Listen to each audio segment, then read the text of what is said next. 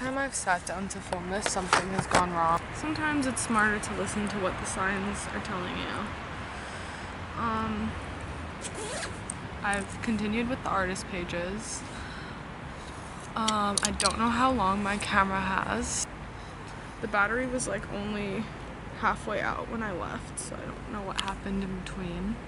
But nevertheless, there's only a couple things I have to say really.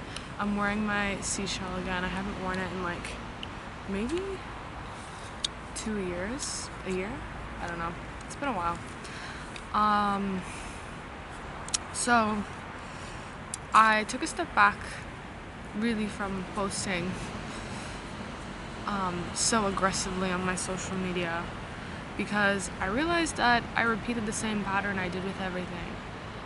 I got obsessed because it filled the void of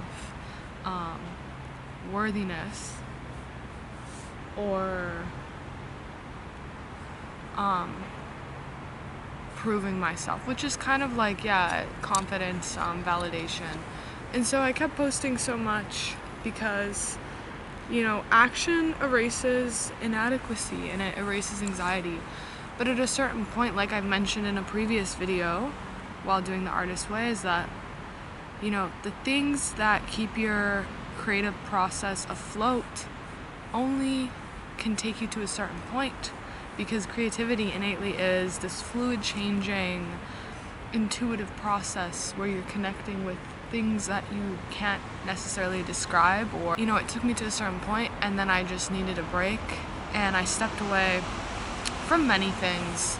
I've still been meditating and writing and using this inertia towards the projects that I want to put through. And, you know, it's kind of bittersweet because this whole thing has definitely come to an end. But the artist way has definitely taken me quite far in my own belief and comfort of being seen. Not that like I blew up because of these videos or, you know,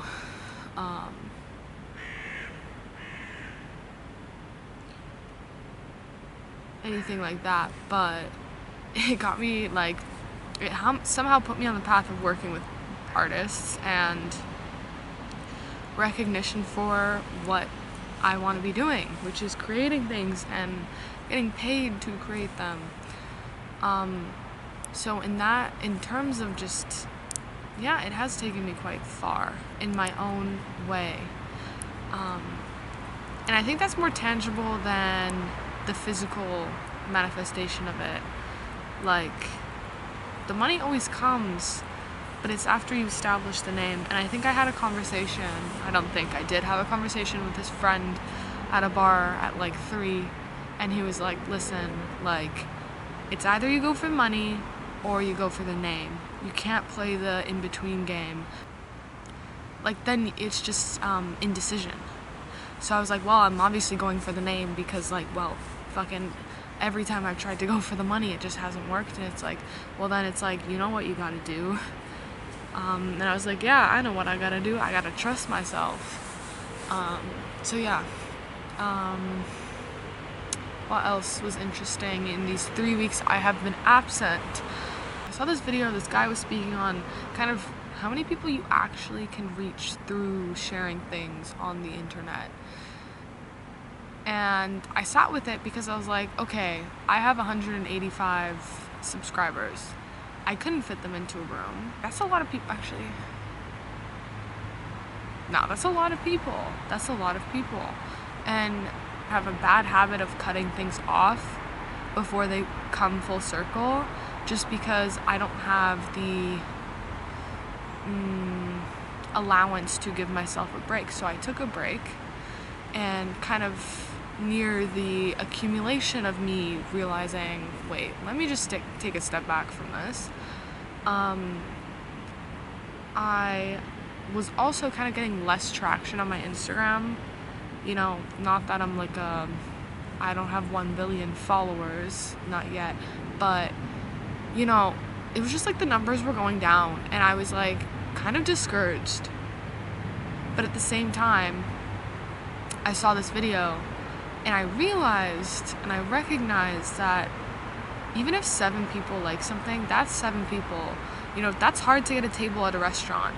It's hard to get a table for 7 people if you just show up and you're like, hey, table for 7. They'll be like, whoa, wait up, give us an hour. Especially in Italy. I don't know about America or Canada. That's a different story. Anyway, so last time I sat at this rock was in the summer. And I was having a conversation with a friend about how I thought I should have been in a serious relationship already. And he brought up a really interesting point. Well, you're not really a conventional person. Why do you expect your relationships to be? And I was like, wait, that's so true, because it's not that I haven't experienced love or intensity or romance or these flings or, you know, going to different places for people or them coming to visit me. It's that, like, I just haven't experienced the conventional, you know, that whole situation where you're like, oh, you know. Anyway, my point with that was, during this period, I also asked myself, I was like, why do I expect myself to have, like, made it at the ripe age of 20? Like, what do I expect from myself? Can I not let myself just, like, trust the process in every step of the way? Is that not what it's supposed to be anyway? Are you not just supposed to be where you are when you're supposed to be there, and let yourself take the next step when you're supposed to take it? And so my attention right now has just gone a little bit more inward. And also I've been using my voice a little bit more discerningly, you know? There's just like a certain point I hit where it's just like, too many people have had opinions of me, too many people have had reactions, and I take a little bit of a break. Not because of them, but because from my own, like, perspective on the world, I need to go in and refresh. Because, you know, if someone says you're stupid and you keep coming at them and they are not going to change that opinion of you, you're just going to keep rubbing yourself against something that's so irrelevant to literally anything, your life, your process, what you have to offer, your expression. And so when I hit certain situations where I'm rubbing against the wrong thing, I'm like, wait, I don't need to be rubbing against the wrong thing. I can go home, take a bath, write about it, draw about it, do some work, and, you know, come forward when I feel ready. So this was kind of like a, hold up, who's holding me by my collar and telling me you need to do this, you need to do that? It's like nobody. And, you know, maybe I'm not cut out to be putting things on the internet. Maybe I'm not even supposed to. But at the same time, isn't the new wave of, like, influencers or people who are leading us into, like, a newer paradigm of, like, fashion, art, whatever you want to call it, like, creative process, aren't we just changing the way that we're doing it?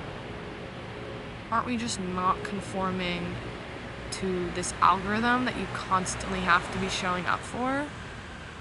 Creative energy doesn't work like that. It's changing and it's fluid and it has cycles. So why am I expecting myself to be so rigid and constantly be... That's not how it works. That's not how it works when it's true anyway. So I kind of also was like, wait, if anything's gonna happen, it's gonna happen on my own account, not on someone else's schedule or timeline, because then it's not mine, then it's not true.